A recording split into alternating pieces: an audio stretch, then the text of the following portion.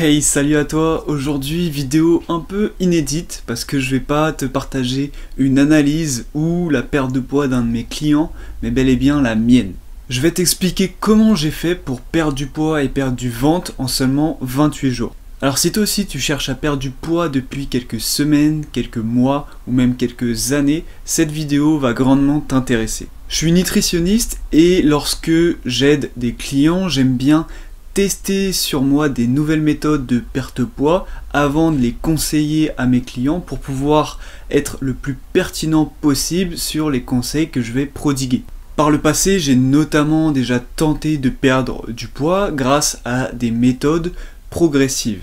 C'est-à-dire qu'on va progressivement réduire le nombre de calories par palier au fur et à mesure des semaines et on va créer donc un déficit calorique qui, je le rappelle, est indispensable à la perte de poids. À travers cette vidéo, je vais être honnête avec vous, cette méthode progressive de faire un déficit par palier ne fonctionne pas sur moi.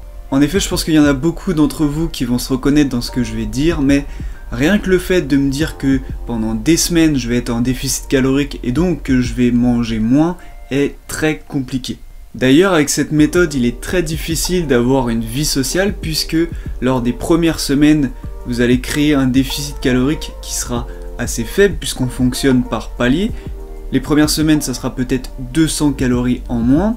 Et avec ça, si vous faites un repas entre amis, vous allez risquer de détruire tous vos efforts précédemment réalisés. L'autre aspect qui me déplaît dans la méthode progressive, c'est que les résultats tardent à se faire attendre et qu'il est possible que ça engendre des craquages et même de la démotivation. Malgré ça, j'ai réessayé plusieurs fois cette méthode pour perdre du poids, pour perdre du gras, puisque je voyais autour de moi que ça fonctionnait, avec mes clients aussi avec lesquels je l'appliquais, ça fonctionnait. Dans la littérature scientifique, on voyait des résultats avec cette méthode. Et à l'inverse, une perte de poids rapide, avec un déficit calorique agressif, était très critiquée, notamment dans les médias, et aussi avec des fois des sources scientifiques. Donc une méthode avec un déficit calorique agressif, qu'est-ce que c'est? C'est tout simplement l'opposé de la manière progressive. On va pas y aller par palier au fur et à mesure des semaines, on va concrètement réduire considérablement les calories du jour au lendemain. Il faut savoir que pendant des années, vous en avez sûrement déjà entendu parler, ça a été fortement critiqué et déconseillé. Ça a été souvent aussi le premier facteur qu'on pointait du doigt quand il y avait un effet yo-yo. On disait que ça allait ralentir le métabolisme, bloquer même le métabolisme, que ça nous faisait entrer dans un mode de famine et que du coup l'organisme se bloquait et on pouvait plus perdre de graisse. Donc cette pensée, moi aussi je l'ai eue pendant quelques années.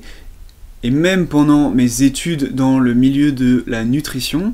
Et puis il y a quelques temps, j'ai suivi une formation sur la perte de graisse rapide réalisée par Vassilis. Dans cette formation, il met en avant des arguments basés sur la littérature scientifique qui nous disent concrètement que toutes les fausses croyances qu'on avait sur un blocage de l'organisme qui pouvait s'effectuer si on faisait un déficit calorique trop agressif pour perdre de la graisse, eh bien sont tout simplement fausses. À ce moment-là, j'ai réfléchi et je me suis dit que ça serait bête de passer à côté d'une méthode qui pourrait fonctionner déjà sur moi, mais également sur les autres. Et puis en plus, j'avais des preuves à l'appui face à moi pour me prouver que, tout simplement, il n'y avait pas d'effets néfastes, les effets néfastes qui étaient beaucoup relayés par les médias. J'ai donc voulu tester cette perte de poids rapide il y a quelques semaines, en plein confinement. Alors je me suis évidemment dit que c'était pas la meilleure période pour entamer une perte de poids, mais vous savez, on se trouve toujours des excuses, et surtout quand on doit commencer une perte de poids. Alors il faut savoir que, effectivement, il peut y avoir des moments plus propices que d'autres pour entamer une perte de poids, mais vous aurez jamais le moment parfait. Et moi j'ai un peu la vision de... Si on arrive à perdre du poids dans une période où on a beaucoup d'obstacles, où on a beaucoup de contraintes, eh bien lorsque vous allez être dans une période un petit peu plus propice, vous allez pouvoir encore plus facilement perdre du poids ou le maintenir tout simplement. Je me suis donc lancé ce fameux challenge, ce fameux test de la perte de poids rapide et j'avais pour but de perdre environ 5 kg sur 28 jours. À la fin des 28 jours, j'ai eu de superbes résultats. Le bilan était de moins 6 cm au niveau du tour de ventre et moins 5,3 kg sur la balance. Je me sentais mieux dans mon corps et surtout ce qui a vraiment fonctionné, c'est que j'ai pu conserver ma motivation pendant tout le challenge, puisqu'au fur et à mesure des jours, je voyais que mon corps changeait à vue d'œil dans le miroir. Je voyais mes abdos petit à petit se dessiner, perdre de la graisse au niveau du ventre, perdre un petit peu des poignées d'amour. Donc c'était fortement encourageant et c'est ça qui a vraiment pu conserver ma motivation à tenir. Ce qui m'a paru fou, c'est que pendant ces 28 jours, j'ai eu aucun craquage, aucune sensation de faim. Et ça a été surtout possible parce que tous les jours, j'ai pu me faire des petits plaisirs et un plus gros le week-end. Alors typiquement, j'ai commencé du coup ce challenge en novembre, mais dès le mois de décembre, j'ai eu mon calendrier de l'Avent et donc tous les jours, je mangeais mon chocolat du calendrier. Pour réussir, en fait, il faut juste établir une bonne stratégie dès le départ pour que vous puissiez choisir des aliments qui vont vous rassasier avec un gros volume alimentaire pour éviter tout ce qui est fringale. Ce qui est vraiment bien, c'est qu'au fur et à mesure, vous allez prendre de nouvelles habitudes et vous allez construire un nouveau mode de vie. Alors ça, c'est faisable aussi avec la méthode de perte de poids progressive. Mais là, je tourne cette vidéo quelques jours après le challenge et j'ai continué à perdre un petit peu de poids. Alors je voulais vraiment partager mon retour d'expérience sur cette petite perte de poids rapide, puisqu'au début je me suis vraiment dit, comme beaucoup d'entre vous je pense, que réduire les calories considérablement du jour au lendemain, ça allait être extrêmement difficile, que j'allais avoir faim constamment et que ça allait me pousser à craquer. Mais en réalité, pas du tout. Au début, quand j'ai expliqué cette stratégie aux personnes autour de moi, les gens ne me prenaient pas vraiment au sérieux. Et puis, quand je leur ai donné mes résultats il y a quelques jours, ils ont commencé à s'intéresser un petit peu plus à cette méthode. Bon, maintenant je vais rentrer un peu plus dans les détails pour vous dire comment j'ai perdu ces fameux 5 kilos, plus de 5 kilos sur 28 jours. Attention, vous pouvez vous en inspirer, mais ne faites pas du copier-coller, puisque tout simplement c'était adapté à moi, et que chacun a ses propres variables individuelles qui vont faire que ça va pas vous correspondre. Donc au début, j'ai fait tous les calculs pour bien connaître mon métabolisme de base et ma dépense énergétique au quotidien. C'est de cette manière qu'on va pouvoir estimer nos besoins en calories et pouvoir ensuite créer un déficit par rapport à ça. Alors au niveau des dépenses, j'avais environ 4 à 5 entraînements de musculation de 40 minutes sur un vieux banc d'Omios. J'avais également 3 entraînements d'environ 1h, 1h30 sous forme de circuit training que j'animais puisque je suis également coach sportif. Et tous les jours, je marchais environ 30 à 40 minutes. En dehors de ça, j'étais très sédentaire puisque je travaille assis toute la journée. Ce qui est très intéressant, c'est que cette routine-là d'activité physique et sportive, je l'avais déjà avant de commencer ce challenge et mon poids était stable à 79 kg. À savoir que je n'ai pas voulu augmenter ma dépense énergétique en faisant plus de sport ou en étant plus actif au quotidien, puisque tout simplement j'avais déjà quand même un volume d'entraînement assez important, et donc j'ai basé mon déficit calorique seulement sur l'alimentation. Alors justement, j'ai appliqué un déficit calorique de 1000 calories 6 jours sur 7. Donc je vais prendre un exemple, disons que j'avais besoin d'environ 2500 calories par jour. Du coup, 6 jours sur 7, je consommais seulement 1500 calories et le 7e jour, je revenais à la maintenance, c'est-à-dire à 2500 calories pour pouvoir faire un repas un peu plaisir, un repas avec ma famille par exemple, où je pouvais me permettre de manger plus de calories. Alors, est-ce que vous devez faire la même stratégie pour perdre du poids? Non, il faut vraiment l'adapter à vous et à votre quotidien.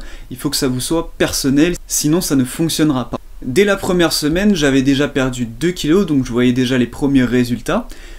Néanmoins, c'est une méthode qu'il ne faut pas prendre à la légère, puisque si elle est mal exécutée, si vous ne faites pas les bons choix alimentaires, vous allez très rapidement avoir faim et ça va vous pousser dans des craquages compulsifs.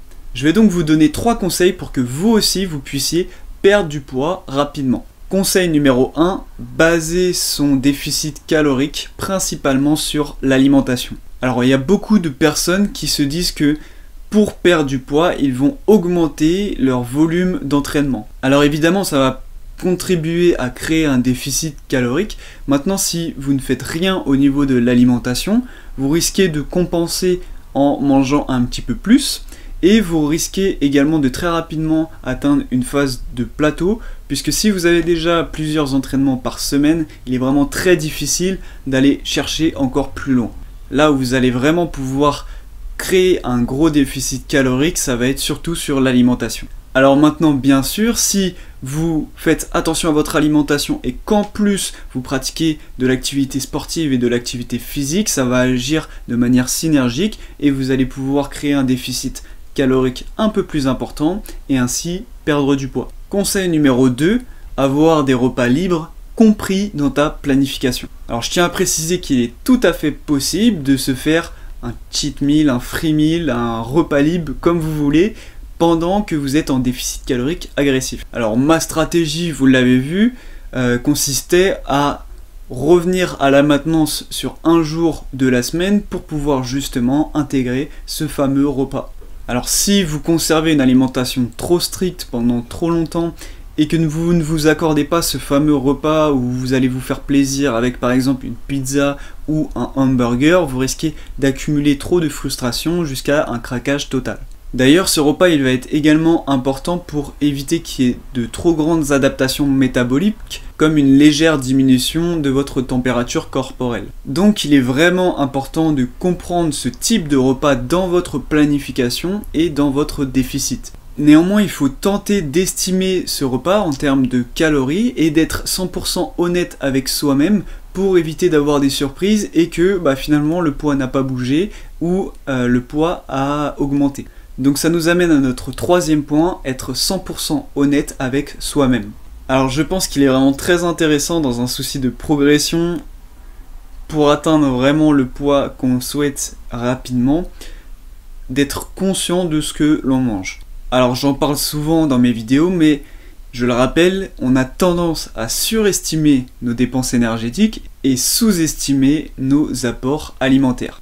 Alors malheureusement, ça a pour conséquence de réduire le déficit calorique, voire même de parfois nous faire passer en surplus et de nous faire prendre du poids. On a aujourd'hui un bon nombre d'applications qui nous permettent de calculer nos dépenses, ou en tout cas d'estimer nos dépenses et nos apports caloriques. Donc il faut s'en servir. Pour ma part, les premières semaines, j'ai tout pesé, puisque je voulais être vraiment 100% sûr des quantités que j'allais manger et être 100% honnête avec moi-même. Les semaines suivantes, j'ai pas eu à repeser chaque aliment puisque tout simplement j'avais une bonne idée vraiment concrète de ce que représentait le volume par exemple de 100 grammes de patates. Et puis les mêmes aliments revenaient quand même assez souvent dans mon alimentation.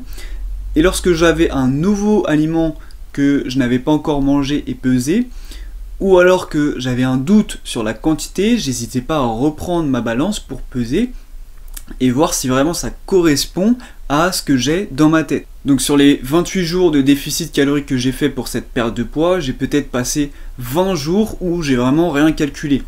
Donc c'est contraignant peut-être au début, mais c'est presque indispensable pour être sûr que les quantités que vous mangez correspondent bien à ce que vous pensez dans votre tête, sinon tous les calculs vont être faussés.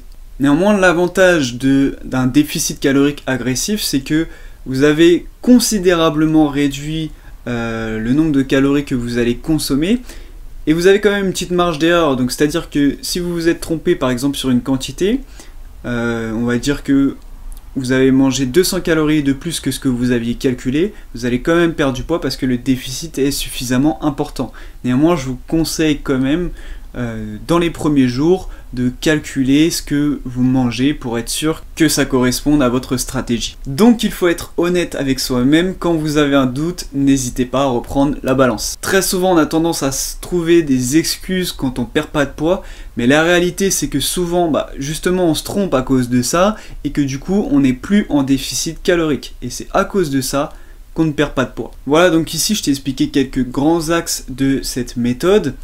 Je t'invite, si tu veux en savoir plus sur la manière d'opérer et si cette méthode pourrait te correspondre ou pas, à réserver un appel gratuit avec moi. Je te mets un lien dans la description. Il faut savoir que ce type de méthode, donc le déficit calorique agressif, est efficace, néanmoins ça ne correspond pas à tout le monde, il n'y a pas tout le monde qui a envie et la possibilité de faire ce type de méthode, donc il est important que je discute avec toi pour voir si on peut le mettre en place ou pas. Vraiment le gros avantage de cette méthode, c'est que dès les premiers jours, tu pourras déjà constater des résultats significatifs. Donc si tu es intéressé, je t'invite à te dépêcher de réserver ton appel gratuit puisque le nombre de créneaux est limité. Voilà, j'espère que la vidéo vous a plu, j'ai aimé vous partager cette expérience.